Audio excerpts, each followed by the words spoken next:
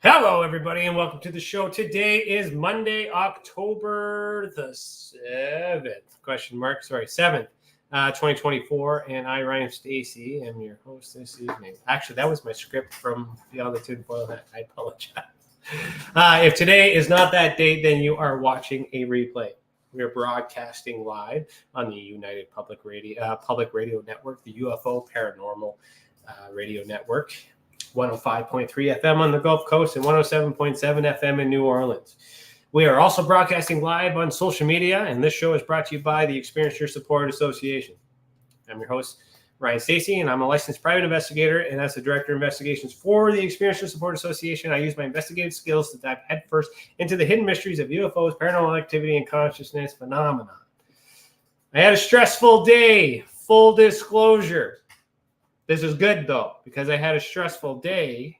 Will make for a better show because my tolerance for shenanigans is gone. So, all right, let's get into that. Hey, Chris, good to see you. All right, so let's get into the updates. If you are watching, comment. Let me know you're there. Do not be a creep. We got a lot of creeps out there. I don't like creeps. Comment. Say that you're here. All right. If you can't, well, then send an email after the fact and say you watched the show. Tell me what you feel like if you're driving or doing whatever. But it's hard to be stressed and not swear on radio. So bear with me. Let's go.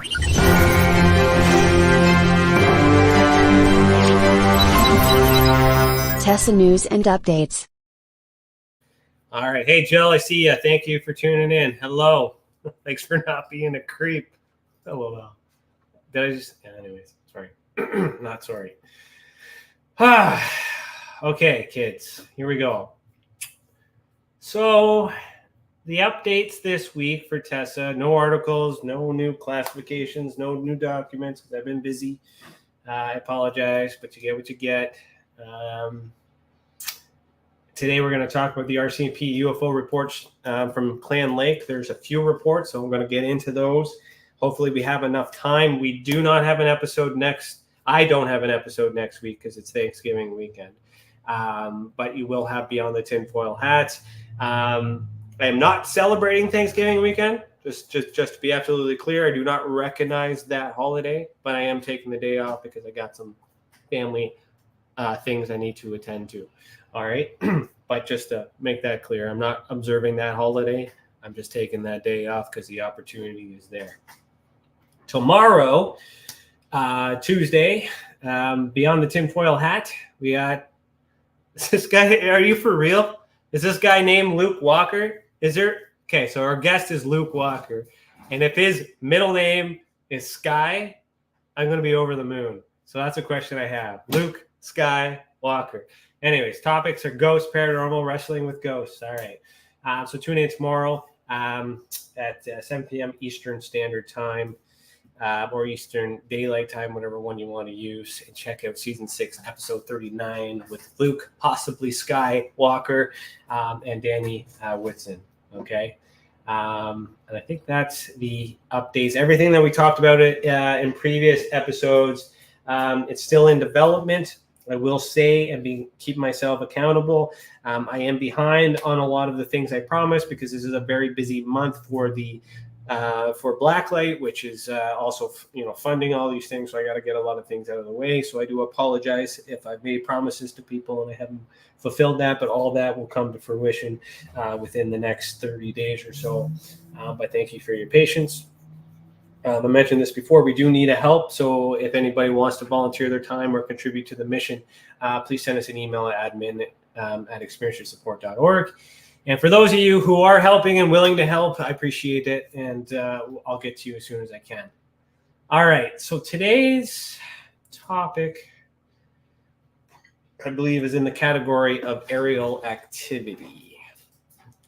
Jillian, Chris, if you guys got any questions, now is the time to ask. Or save them for the end of the show. But please ask me questions because this show will get better if I have questions.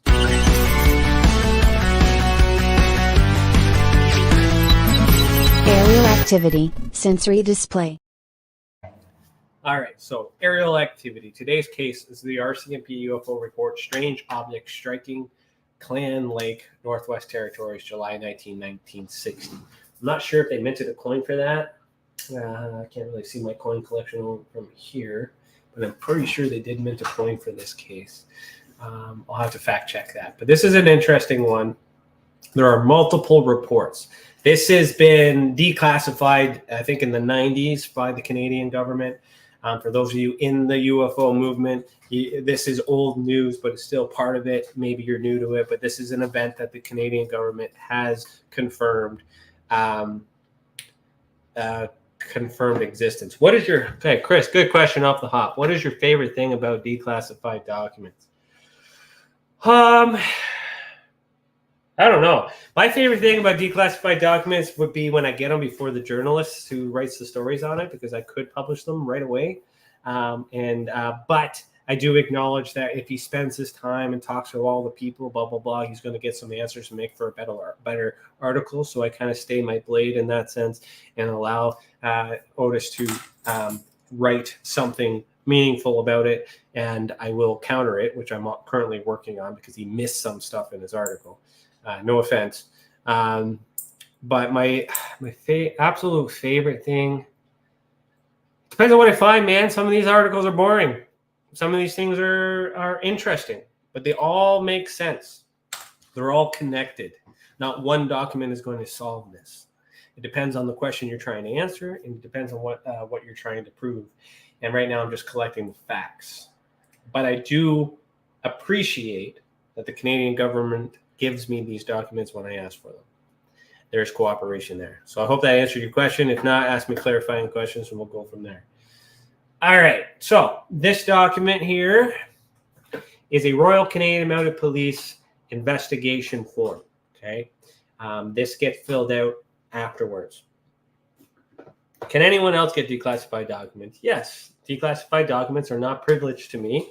Anyone who is a Canadian, and I believe internationally you can request these if there is a lead that goes into that. How you do that on my Patreon, go to Heed the World, patreon.com/Heed the World. I will teach you on how to get that. I do have that on my Patreon if anybody's interested in getting that. If you need something, just email us. I'll look for it. I'll get it for you. It's easier for me to just get it than to actually show you how to do it, because you have to say the right things. You have to know the department. You have to have the information to get these things, because they'll know when you, by the way that you wrote it, that you're aware that these items exist. So that puts them in a difficult position, because if they don't release this information, then they're subject to a lot of illegal activities there by not providing the information. So it all depends on how you frame it. So to answer your question, anyone who's Canadian can request through the Freedom of Information request. Anybody can do it, not just me. And what you do with it is completely up to you. But if you want to know how to do it in a way that's effective to get the answers that I'm presenting to you, join my Patreon and I will teach you how. Okay? Otherwise, figure it out for yourself. Good luck. Thank you for your service. All right. Good question, Chris. Thank you. Okay, so this document, I break it all down here and I'll read that. But this is just to give you guys an idea. I'm not sure if we did an RCMP document on this program yet, but just to give you an idea of how these documents look. What I really do like, another thing, Chris, to your question that I do like about some of these declassified documents are these pen notes. It gives you kind of an inside look of what the person who typed out the report, printed it, or who received it and reviewed it. Kind of gives you a little bit of additional information, because they obviously redacted it afterwards. This check mark could indicate that this information is accurate. We don't know, but you get more data when it gets passed through a lot of these hands. Now, this report in specific is a part of a 3-report series. So hopefully I got enough time to go through all 3 of these reports. In terms of the database, this is the area that we're looking at. There's another declass. that's another event. Maybe we'll have time to talk about that one. That's not related to Clan Lake, but it's very close in proximity, which might be a correlation of things. Speaking of correlation, Jillian, I'm curious to know how you made out with the map today. A lot of head scratching, a lot of rabbit hole digging, but full disclosure, I am curious to know where your brain goes, because the map for me, I'm still trying to solve, and I got a lot of theories, and I would prefer not to share those theories. I would prefer to receive information from other people who try to interpret it, so I can verify that my own theories have some corroboration with other people or other like-minded individuals. And we'll get into that at some point. Andre Blaze says, "Hey man, it's Andre from the Shoppers Pharmacy. Really enjoy your contract." Holy shit! Oh, pardon me. Not supposed to swear on radio. Andre, thank you for tuning in. That is hilarious. So Lynette, you did obviously. So okay, I'll give you guys a story here. Random conversation with Andre. Has a tattoo on his forearm of a crop circle from England, which is very famous. We had a conversation real quick. Told him what I did and all these other things, and I gave him the website. So thank you for tuning in. Thank you for looking at me. Next time I come over to Shoppers to get my stuff, we're gonna have a nice little conversation. But thank you for tuning in. All right, Jill. Good. I need to frame it right though. It might take a couple. Yeah, that's okay. It's all good. I'm just this hour is your hour. Okay, you guys know that I'm busy, especially those who work for Tessa or help with Tessa, however you want to frame it. I do respond to your messages. I do have a lot of things that I need to do, but it's finding the time and all these other things. So I just want you to know that I really appreciate all the things that you're doing, but to take this to the place that we want to take it, we got to firm up some things. So take your time. Don't rush. We'll get there when we got it. All right, you got it, man. Looking forward to it. Yeah. Awesome. Small world, eh? Small world. Broadcasting to 150,000 people right now. And I'm talking to somebody who's literally over there. Okay, let's go. Okay, so this Clan Lake, this is Clan Lake, obviously, here. This is what we're looking at. Let's get into that. This report, we'll talk about. This is report number 1. Then we'll get into report number 2, report number 3. As long as there's no times. Jillian says, "I don't need any information from you right now. You'll see why." Okay, good. All right, I'm not going to tell you where to look. This is your journey. Figure it out. Let me know. I'll let you know where we're at. So for those on radio, because you can't see this, I'm going to read this out to you. For those of you that want to do some further reading, I will copy and paste this into the chat, and we'll go from there. Okay, so redacted, Yellowknife, Northwest Territories, report of strange object striking Clan Lake District, Northwest Territories, Yellowknife detachment case. So that's just information about the RCMP detachment. Okay, striking Clan Lake. So that suggests that there was enough force to consider it a strike impact, or that's just the term that was used to describe this event. So maybe it's more. Let me try something different. I want you guys to look. You don't need to see the document while I read it, but maybe you can look at the area while I'm reading it. That might have a better effect. So a statement of redacted. Okay, let me see here. So with reference to the above, please be advised that this redacted contacted this office and advised that on 22/6/60, so June 22nd, 1960, he had been camping on the shore of Clan Lake. Okay, so somewhere on this shore. Okay, it's unclear. I don't think I know exactly which shore, but it's in this area. Okay. And then after hearing a strange noise, he had seen a strange object strike the water of the lake, and after spinning on the surface for a short length of time, the object had disappeared beneath the surface. Okay, so it's spinning while it hit. What could that be? That means or suggests that the object was in motion and rotating in some way before it fell. Now, that could be an engine. It could be a propeller of some sort. It could be anything that can be explained, but that's just some more clarification on what this is. The following self-explanatory statement was given by redacted. So the age of redacted of Yellowknife, Northwest Territory, the age has been redacted. I'm not sure why they would redact the age, especially if they redact the name, unless it's a youth, which wouldn't really make it credible. But, can't say it wouldn't be credible, but that's odd to me that they redacted that. Okay. So on June 22nd, 1960, at about 6 o'clock p.m., I was dropped off at Clan Lake by a Wardair otter. Okay, so I was old enough to be on a plane.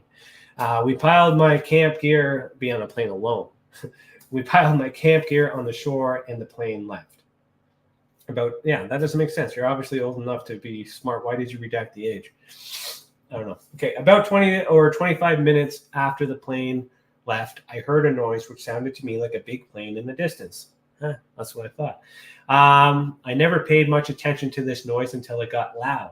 I looked in the sky, but I couldn't see anything. The noise appeared to come from very high. Okay, appeared. Wasn't sure. That's just where he or she thinks the noise came from. The noise kept getting louder and louder, and I kept watching periodically, but could not see anything. Watching periodically. So the witness has admitted that they've looked away a few times. That doesn't help, but that's important to know with the statement analysis, okay? I then heard something strike the water. Heard, didn't see. And when I turned around, I saw a splash. Okay, evidence of that. There's some validation there, okay? The object was rotating very rapidly and throwing water. So perhaps it was a propeller of some sort, okay? Gradually, the object seemed to spin less and finally stop. Well, that's because with the water and everything else, it stops the momentum and all these other things. So that seems to be normal, which also lends credibility that this event had occurred. The question is whether or not the object is extraterrestrial. After the object stopped, there was a backwash which came over to where I was. This would be about 1,700 feet from where the object landed. That's a guess. When my partner, Redacted, came, we took the canoe and went over to the spot where the object hit the water. So that's roughly where I have this marker here. Okay.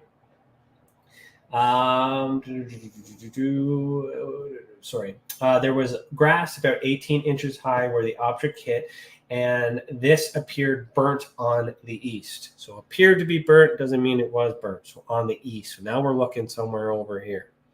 Okay. Somewhere down here. Where the object struck, and the rest of the grass around an area of 20 feet by 60 feet was cut up in small pieces. So that's a pretty big yield of damage. You got witnesses who got in the canoe, they explained the thing, and they saw it. Okay, we're still looking for information that explains that. How did it burn? Well, what could burn the crops? Any normal object could burn it. It doesn't have to be extraterrestrial. It could be an airplane, for all we know. We felt around with the paddles in a pole and found a channel which corresponded to the cut path of grass. So now we're getting into channels. So we're somewhere down here. Okay, eastern side. It's likely down in here. Okay.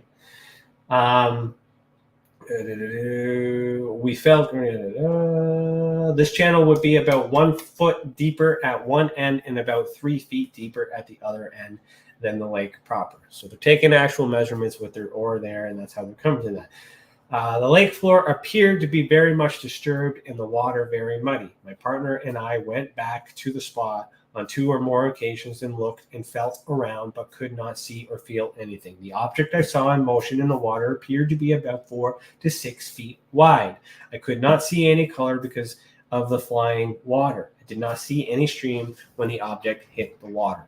So just because he's able to feel in that depth, doesn't necessarily mean that that's where the object sank or where the object is sitting or that sediment that's there. It may go deeper. If it's sinking sand of some sort or sinking mud, it's going to grab it, it's going to bring it in. But this is a very good detailed explanation to kind of figure out where it would end up.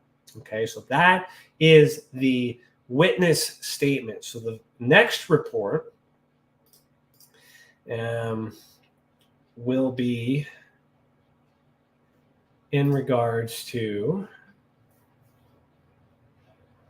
the investigation. Okay. Any questions, or are you guys just listening? All right, no questions. Okay.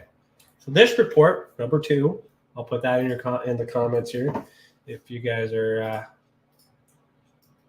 looking for it.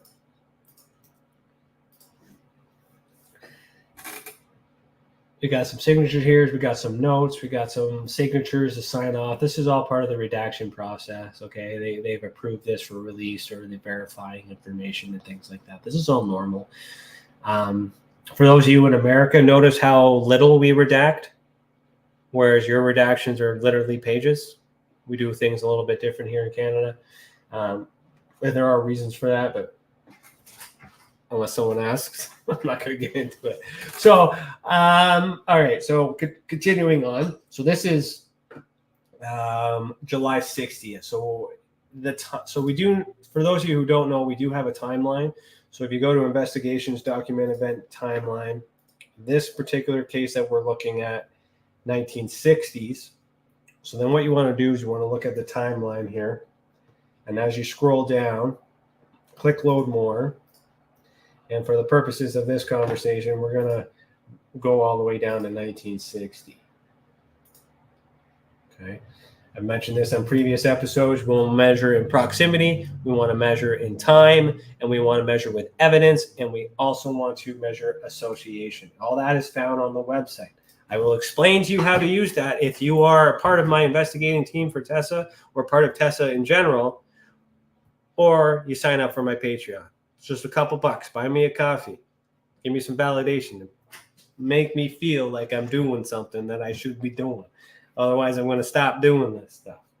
All right? Give me some love.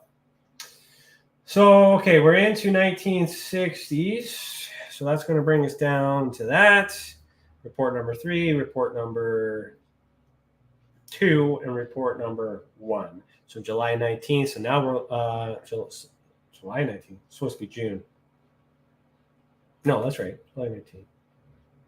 Can't remember. Anyways, then July 25th is report number 2, and then August 16th. So this is going to happen over a span of 3 months. That's important to know. Because when we get these declassified documents, we don't always get the document in real time. We might get a document today that was declassified in 1960, depending on what I ask and why I ask for it. So that's why this timeline is also good to look at. Shortly after that, in September, is a response to that, and we should have enough time to cover that. And I think there's another conclusion. There are 5 documents? Crap, there are 5. Okay, well, I better stop yapping, because then next episode is going to be a continuation. Okay, so let's get back into this. Can't do that anymore, can I? Sorry, kids. Trying to make this more visually appealing for you. But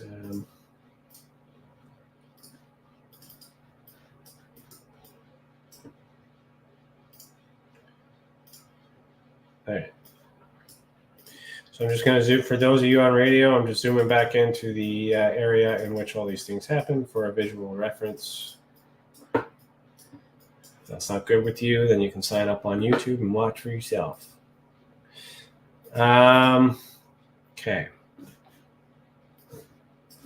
Lisa, I see you. Hello. Hi, Lisa. Thanks for tuning in.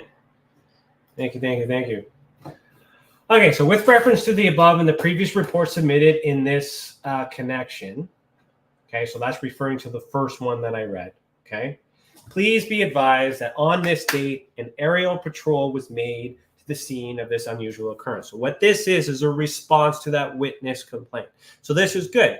A civilian made a complaint, and we're seeing immediate, well, I wouldn't say immediate, but 30 days later or a few days later, whatever the distance is, we're seeing a response from our government. So that's good. And there's a report that speaks about it. From observations from the air and from the pontoons of the plane, it would appear that an object did land on the east side of Clan Lake. So they're confirming that. However, nothing could be found. Does that not sound familiar? Look at the Yukon thing, that Chinese satellite that allegedly fell. Okay, Jillian, we'll talk to you. Catch it on the replay. See ya. From observations This place where this object is supposed to have landed is a cove which is grown up from considerable distance from the shore, which the usual type of water reeds which are common in all lakes in this area. So that corroborates the witness testimony. They did find something that was described by the witness. This is good. This is very good police work, very good information. This is a space approximately 12 feet wide and 40 feet long, so that measurement is very close to what the person guessed, so that gives credibility to the witness. Where the reeds are completely gone and the water is in this space is slightly deeper. All right, so there's a drop off. The lake bottom in this area is soft black mud and is of considerable depth, and if anything should have hit it, no doubt would it have penetrated for a considerable distance. Apart from the above observations, nothing unusual was seen. So they're validating that it's possible that something had hit, and if it did, it would be consumed in this mud. Okay, but what is the object? A patrol was anticipated to that area by canoe, but a check with local prospectors advised against it due to the frequency and lengths of the portages. Mr. Redacted Yellowknife, Northwest Territories, who operated a prospecting outfit business in Yellowknife, and who has his own plane. Oh, thanks, honey. Thank you. He has been prospecting and mining for approximately 30 years and is quite familiar with this part of the country. So we bring in an expert, and is of the opinion that something did land in the area described above. So this is good. Police validate the witness, and then they call in an expert. This is how police work should be done. Okay. This is good. A further patrol is anticipated in the area with Mr. Redacted just as soon as it's convenient, but for him, and it is intended to go over the area with a Geiger counter and to prove the area with a rod. So they want to check for radiation. If nothing should be located at the time, there's a possibility that arrangements can be made at this point to have the area checked with a magnetometer after freeze up. In view of this foregoing, this file will continue as hereunder, showing pending further investigation. Diary date as marginally noted. Requested, please. So that's just referring to this margin stuff over here. So we got validation. They need more evidence before they can do an investigation. So it's still under investigation. Okay. I do think Clan Lake is one of those cases that really emphasizes a proper investigation. It doesn't really say UFOs, but it's good on the point of them proving that they did do something. All right, so this is a continuation of that document. That's that third one, right? I don't know if there's any other questions. No, we're good.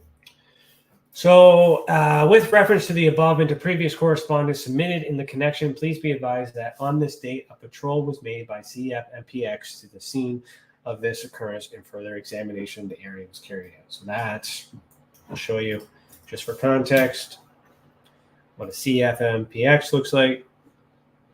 Basically a water plane, okay? Not the guns, the water plane. All right. So to the scene, as this occurrence, a further examination of the area was carried out. The water on Clan Lake is considerably lower than on the previous patrol on July 19th. Okay, so the tide has affected the water. With only a foot of water in the spot where the object is supposed to have landed, the lake bottom at the particular spot consists of approximately 18 inches of loose black silt and then very hard clay. It was possible to wade through most of the area, and a thorough check was made by probing 3/8 of an inch of metal rods. Due to the consistency of the clay underlying the silt, it was impossible to probe any great depth, and the greatest depth reached would be about 5 feet. So that is inconvenient because they've taken 3 months to actually do this. Okay, the evidence, there was no emergency to do this. Jan Badney, thank you for tuning in. Good to see you. Have not heard your name in a long time. Thank you for tuning in. Jan is a member of a French organization called Garpan. We've exchanged ideas in the past. We haven't talked in a while, so thanks for liking, Jan. I didn't know you watched this program. Let me know. how things are going. All right, there we go. Be visible above the snow water, blah, blah, blah, blah, blah. So Mr. Gordon Brown, geologist, so that's your expert, which was redacted in the previous report. I don't know why they didn't redact it in this one. Who was in charge of all field work in the area of the giant gold mines, advised that the writer that he would be quite willing to do a magnetometer check of the area after freeze up if transportation was supplied. That's a valid ask because he's a civilian. Government should pay for those things. Mr. Brown would supply the magnetometer. Awesome. Great exchange of services. In view of the foregoing, this file will continue as hereunder shown pending further instructions if in the above regard diary date as marginally noted requested, please. Still under investigation. So what I've noticed is I haven't updated this to show the other 5 reports. So I'm going to use the timeline and then continue with that. Any questions so far?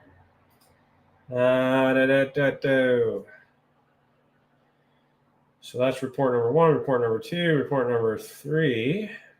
Then we're going to get into this response. And then that. We should have enough time here. All right. So let me just carry this over to the other side so you guys can see this. Make it a little bit easier for everybody. And for those of you that want access to the document, I just put it in the comments below. All right. While I think of it, Jan, if he's still watching, I am aware that he is writing a history book on ufology, civilian ufology within Canada. So there's a great deal of respect for him doing that. I haven't heard an update from him in a long time. I'm unsure of if he's continuing that project. But Jan, if you're continuing to listen, I'm just letting you know. I'm still interested in having that conversation. So continue the conversation at admin@experiencesupport.org. Let us know how Tessa can help. But thanks for tuning in, and thank you for your work out in Quebec. Appreciate it. Okay, so this is a Department of National Defense document from the Royal Canadian Air Force in response to Clan Lake. Okay, this is relevant to that. So Mr. W.H. Kelly, Assistant Director, Security Intelligence, Royal Canadian Mounted Police, still RCMP, okay, Ottawa, report strange object sighting Clan Lake. So this is a letter that was addressed to, a letter by the Director of Air Intelligence addressed it to the RCMP, okay, because they would have asked other places for information, okay. So thank you for your above reference letters pertaining to the unidentified object reported at Clan Lake. So there's some courtesy there. They said unidentified object because it's true, but that doesn't mean it's UFOs. They just don't know what it is. With the information contained in your reports, we have investigated the possibility that the object concerned was associated with space research. Okay. Space tracking agencies in both Canada and the US have been asked to comment, but no record of an impact in this area is recorded. So just because they didn't comment does not mean that they're not aware of that. So let's not assume that their no comment means aliens. Okay, just means they didn't comment. That's the fact. Daniela Delared, thank you. Hello. Hi, good to see you. We are inclined to think here that the object was a meteorite, which in the process of descent through the Earth's atmosphere became heated to a high temperature. That's what they think. Now, if we go back to the witness statement, it described that the object had hit and it had rotated, and yes, there was burns. It's possible, but there was rotation. So does the meteorite, I'm not a meteorologist, and I have to fact check this because I'm on radio right now, so I don't actually, you know what, let's do this in real time. Does a meteor rotate as it hits the Earth? Will that work? Okay, so rotation of a meteorite as it hits the Earth depends on the size of the meteorite and how it forms. Okay, so it's possible.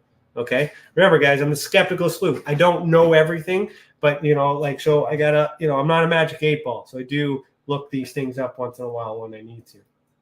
So it's possible. Space tracking agencies in both Canada and the U.S. have been asked to comment, but they haven't commented. So whatever reason it was, this is back in the 60s. Things have changed. Maybe it wasn't important, or maybe they lost it. Who knows? We are inclined to think, I said that. It is also possible that some degree of disintegration was in process, which might have created an illusion of rotating objects. Okay, it's possible. Also, the heat of the meteor on striking the Earth would undoubtedly cause steam and could account for the burning of the reeds and grass. Notwithstanding the probing drone by your detachment personnel, the possibility still remains that the object penetrated the compact clay layer to a depth denying detection by this means. So they think it's a meteorite. They're not ignoring the fact that something had landed and something has been there and that it may have been lost to the mud. That's not being ignored right now. Okay. However, they are also assuming there's no evidence to lend credibility to this statement. We can respect that the government bodies doing this investigation have access to more information than we do, but they are also human, right? Their speculation doesn't equate to fact, okay? And the police officer's job is to take all that evidence and try to prove probable grounds, or try to figure that out. We still need that. So the offer by Mr. Gordon Brown of Giant Gold Mines to survey the area with a magnetometer is considered worthy of acceptance. Awesome. So there's consideration of looking further. This gives credibility to the government working with a civilian to get more answers. Do they know these documents are going to be declassified later? I don't know. So we have to give them the benefit of the doubt that they're working within their privacy, right? And there is some good police work here. Being a geologist, he would be quite familiar with the reaction of the instrument and would quite likely be able to ascertain whether fabricated metals are buried in the area. Awesome. Acknowledging the expert and explaining how that specific expert will benefit their investigation. Based on the outcome of his survey, further investigation might or might not be worthwhile. And that's debatable because there's resources involved. Cost money to do these things. On the strength of investigations to date, we doubt that the object has significance as far as national defense is concerned. So NORAD doesn't seem an issue with it. So they weren't tracking anything. It could be space debris. It could be a bunch of things. It could be lies. Okay, it very well could be. But look at the facts on this particular case. Okay. However, we are immensely curious, and if the magnetometer sweep can be conducted without undue inconvenience and expense, we would certainly recommend it. If the operation is undertaken, we would be most interested in being advised of the outcome. So this is the Director of Air Intelligence, and I do believe that director is from the American government. I'm not sure. L.C. Dilworth. So to validate that, what we're going to do is we're going to look at the investigations, and we're going to look at our declassified points of interest. Daniela says, "No, I prefer to track Santa." Yeah, they do a really good job tracking Santa. That's a lot of work and a lot of money put into filling the hearts of children. If you're a small child watching this show and you realize that Santa isn't real, don't be mad at me. Talk to your mom and dad, because they shouldn't be letting you watch this show, and they should have told you a long time ago that Santa ain't real. Sorry, not sorry. So points of interest. So we're looking for an LC Dilworth. So here's an example of how this points of interest page could bring out more information. So every declassified document will separate this. And now I need to find this Dilworth. Is he in here? Is he not? Or is that an LC? Let me find this here. Dilworth. Not on this page? Yeah, LC Dilworth, Associated Persons. So this Director of Intelligence, the DAI, okay, while we're talking about this, who made this report, is a part of the Royal Canadian Air Force, part of 22 Wing North Bay, so that's NORAD here in North Bay, and has been mentioned or been involved in all these documents here. So meeting minutes on flying saucers, RCMP, the Clan Lake incident, like we'll get into these documents on future episodes. But that's a real-time example of what's going on. Chris says, "What do you mean Santa's not real? I work for him." I cannot explain. I don't know how to explain the visuals on this, Chris, on radio. You're really challenging me here. But if you want to help me out and describe to me why you work for him, I will read out verbatim how you want to identify in that. But please don't put me on the spot like that, dude. But that's a funny joke. Okay. So there's a real-time example on how you can cross-examine evidence within the website. Okay, it's a little bit more complicated, but again, I teach you how to do that on my Patreon if you guys have any questions. So that's that one. We've read that. We only have one more report on that matter to discuss. I got 15 minutes. I should be able to fit this guy in. I do believe it's this one I've already done. Yeah, right? Yeah. Now we'll close that one. Here's the last one. Here's a conclusion. So bring you down the rabbit hole. For those of you who would like to see it further, here it is in the comments. So this RCMP document. Okay, so we're going to put that in here. And put that back here. And then come on now.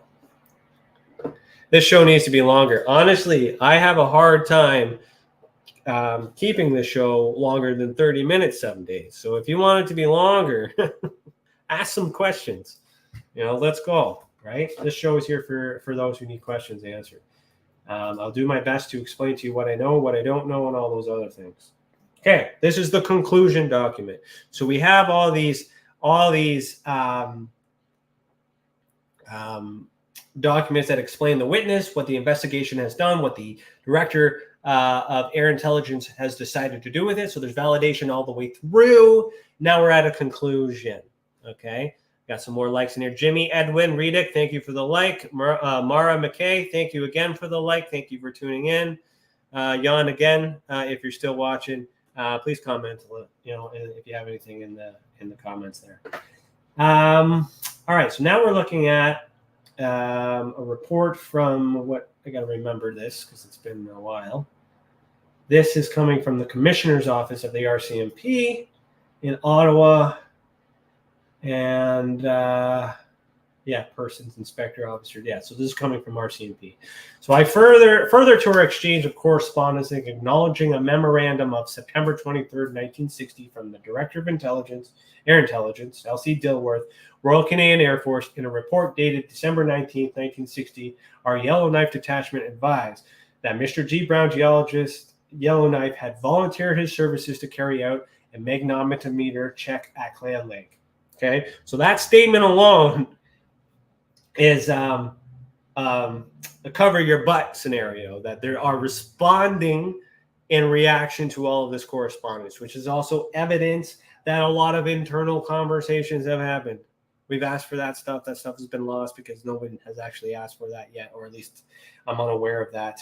I've checked all the stuff that has been publicly released by the other people doing disclosure movement, to include Grant Cameron, Rutowski as well. To this day, I do not have any evidence, neither does the Canadian government, of the correspondence in between. Okay, just to roll that one out. Doesn't mean they just lost it or it's not existed. Okay, so we have now received a further. Okay, so then he says that, and then says, however, on January 25th, Yellowknife Detachment reported that Mr. Brown had to go to Morocco for some 7 weeks. Consequently, the magnetometer check of the area has been postponed. So this guy's living his life, okay? Unavailable to do that. So they postponed it. But they could have asked for somebody else to help out. We have now received a further report from Yellowknife Detachment wherein we are advised that Mr. Brown, owing to the pressure of his work, plus the fact that he is away a good deal of the time, is unable to carry out the magnetometer check as planned.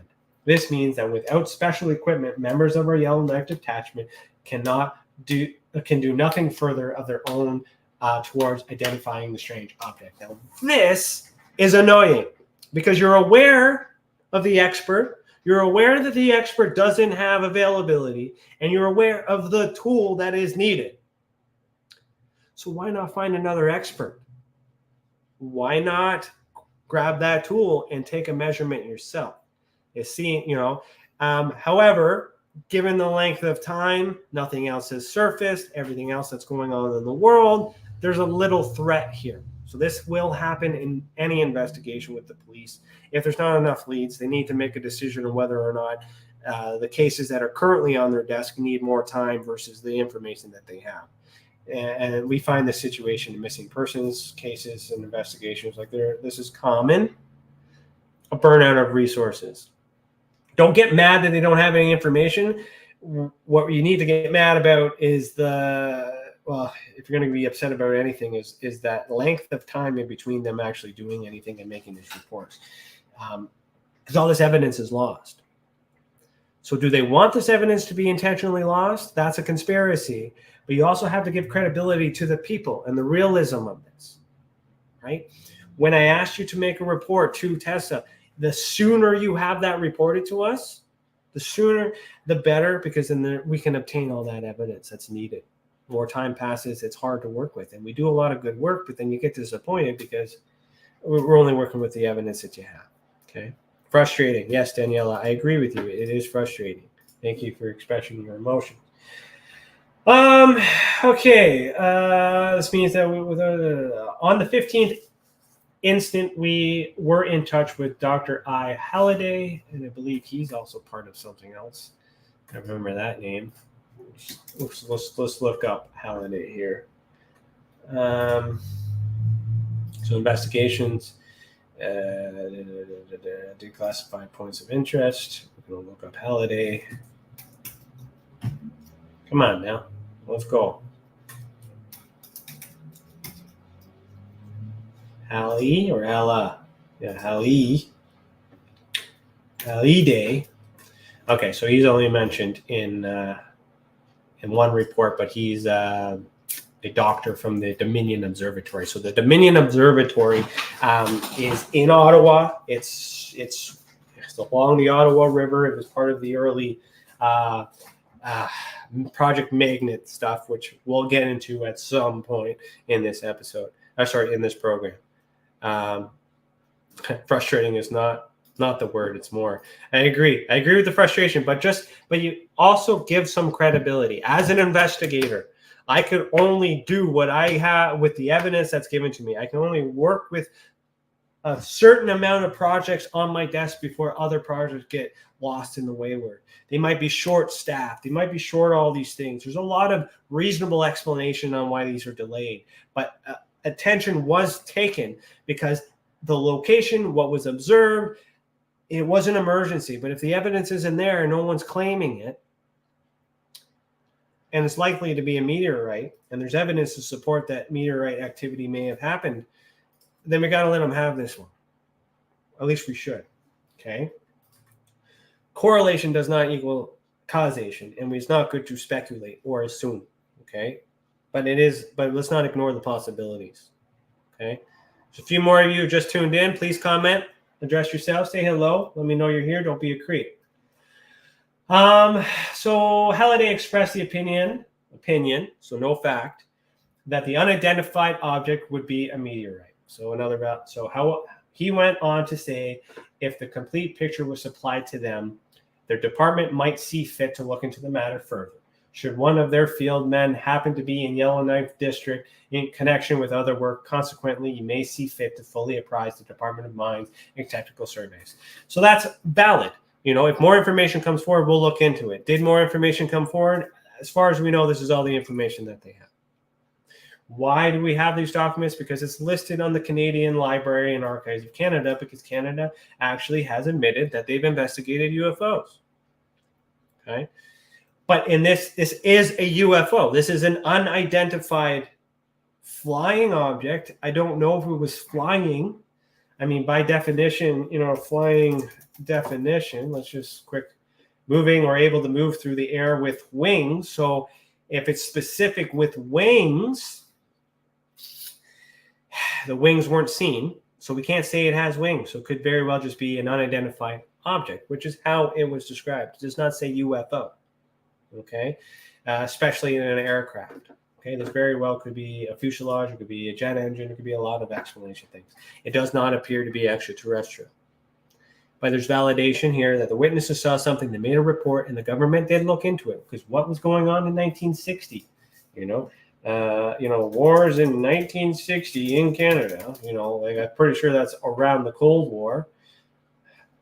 Yeah, but it was affected by the Cold War and the Vietnam War. So there's a lot of things going on in that time frame, okay, that, would spark an interest to the RCMP. Now, if we fast forward to 2019 or 2020, whenever that Yukon stuff happened, they did the same thing. Very well did the same thing. So that's that giant mine. Let me see here. What else I got here? Do I have time to talk about that one? No, I do not have time. 2 less moving circular pattern Yellowknife. Okay, we will talk about this one next episode. Chris, if you can remember this on the timeline. I am not tuning in next week because it is Thanksgiving weekend. I will remind everybody I'm not celebrating Thanksgiving. I'm just taking it off because I have a family matter I got to deal with. And once I deal with that, then everything will be fine. But I do not recognize and acknowledge Thanksgiving. I don't want to explain that to you. I think it's self-explanatory because if you just go back to the previous episode when I was talking about truth and reconciliation. I think that's it. Unless anybody has any questions. So I got a few of you guys watching. There's some likes here. Let me recap. Actually, while you guys are doing this, let me just see here. So with the classification system, okay, a reminder, this is the approved classification system by Paul Hynek, the son of J. Allen Hynek, okay? And by approval, I mean he has reviewed it. He doesn't see any issues with me pushing forward and trying to enhance his father's work. Okay, so I just want to put that out there for those who are unaware of where this system has come from. And so what I'm going to try and do is, depending on how far the thing was, mental experience is not a mental experience. It was a remote experience of some sort. It could be a close experience because it was right in front of them. Uninvited, we have sight. We don't have any analogical evidence. We do not have any memories, don't have any trauma or psychic abilities. So this is analogical if we could get a drawing, but I don't have the witness statements. I don't have contact information for the witness.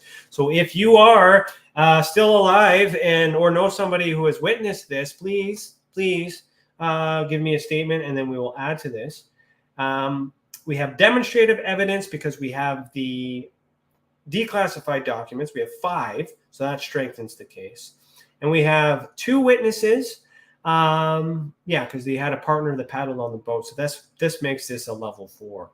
Now, back and forth communication doesn't exist. So this would be at least either an extreme close experience or a close experience. You can decide, but it's definitely an uninvited, and it is a level 4, I would say. That's how I would rate that. Check out the Ultra Spectrum classification system. Let me know if you think you would classify it differently. Let me know. I want to know. It's not good enough for me to just make this system. I also need the feedback for those who decide to use it to let me know if this makes sense. All right. I will tweak it. I will edit it. I'll do what I need to do if you can convince me that there's changes that need to be made. As far as evidence go, no evidence at all. No, we have documentation. We don't have drawings. We don't have the original photo. We don't have that. We don't have media. We don't have drawings, but we do have one of the above in the government documentation. So we do have government documentation, which makes it a level 7. However, we do not have an audio clip. We do not have a drawing. We do not have photos. We do not have video or media and drawing. So you can, if you were to classify this, it could be worst, because there's none of these things, so depending on your perspective. It could be 7 if we were to exclude that you need one of the above as well as that. That's debatable, depending on how you interpret that. Okay, I like this feedback. Use this system. It works for me. I'm trying to explain it in real time. If you are using it and you find that I should add something or make something more clear, let me know and we will fix it. Okay, this is designed to be a universal system that no matter what you believe, no matter what you study, no matter what organization you belong with, whether it's MUFON. I mentioned Garpan earlier with Jan. If you're still in there, I hope this is good information for you. If you're anybody who has an organization looking into this stuff, this is a universal system to classify everything and explain it to people that don't understand the things that we understand.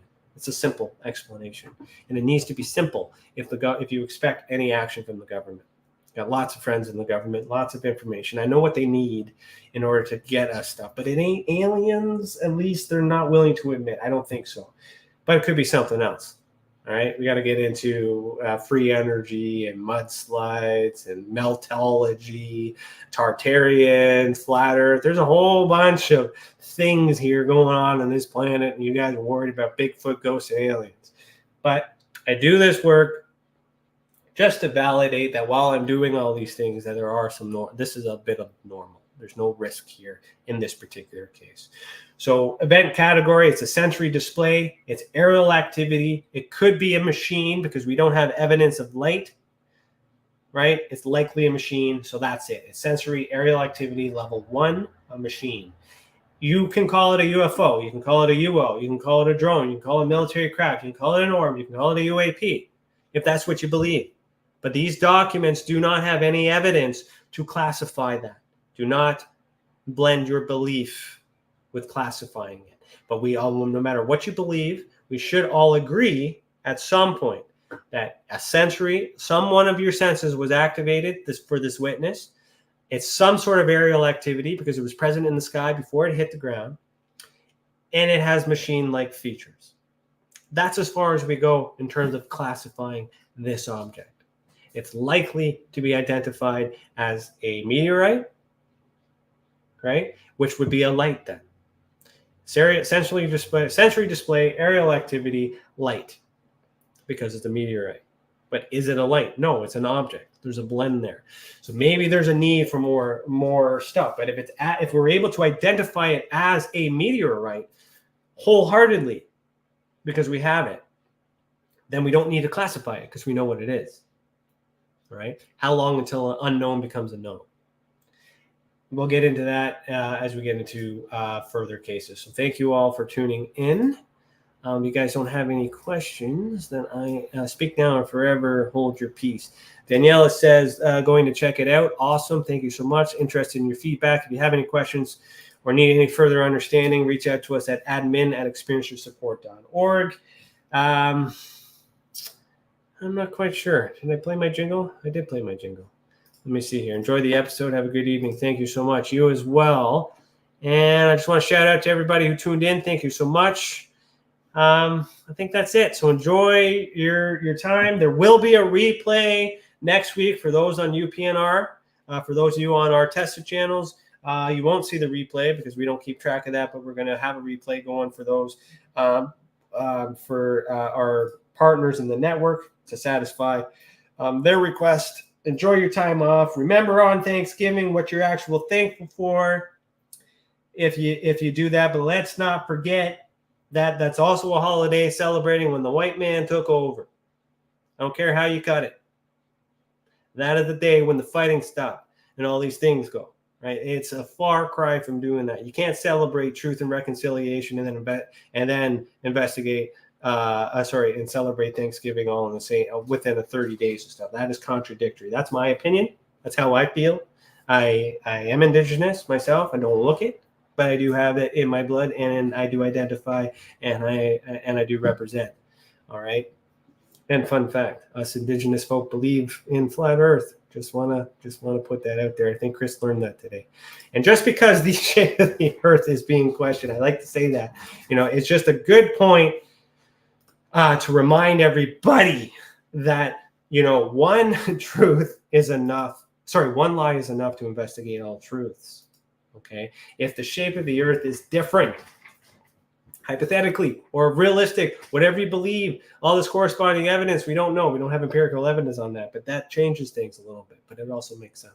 Okay. Think outside the box. Think within the ultra spectrum. UFOs, ghosts, and Bigfoot are sub-level, lower vibrational things. There are more things going on in this world that are higher than that. And when you raise your vibration higher, you will see these things. You will understand these things. There's a lot of this in Masonry. There's a lot of things in all these other places. And I'm giving this to our psychogenics, to those who are on the spectrum, the ultra spectrum, to give you just a little bit of background. But this UFO stuff, I do it because it's popular and it's nuts and bolts, and it pleases the scientists and all this other stuff. But I'm telling you, in my heart of hearts, there is more stuff going on that meets the actual lie. Okay, one lie is enough to investigate all truths. Okay, thanks for watching. Keep your eyes in the sky. And as always, heed the world. And I'll see you next time in a couple of weeks. Enjoy your break. Peace out. If you want to really, really find out about Ryan, ask him about all his work and UFOs in Ontario. Ryan is one of Canada's leading new UFO investigators. He conducts and oversees UFO investigations on a constant basis. He's compiled a tremendous amount of data regarding UFOs in Canada. I have used his research extensively. He's much more than a one-dimensional character. He's an authority on UFOs and investigating them, Meg. Wow! Really goes over how UFO investigations are done and what are some of the mistakes that people make when they submit evidence. For starters, don't edit your videos or photos before you send them. He would come out with an annual report on not only the number of sightings, but how many were unexplained, unknown, or just, nothing could be said. What caused If you it? want to hear more follow-up conversation between Ryan and myself, you can go to richardolanmembers.com, where we have a candid conversation on ufology, the paranormal, and more. And remember, while we learn and grow and search for the truth, let's be good to each other.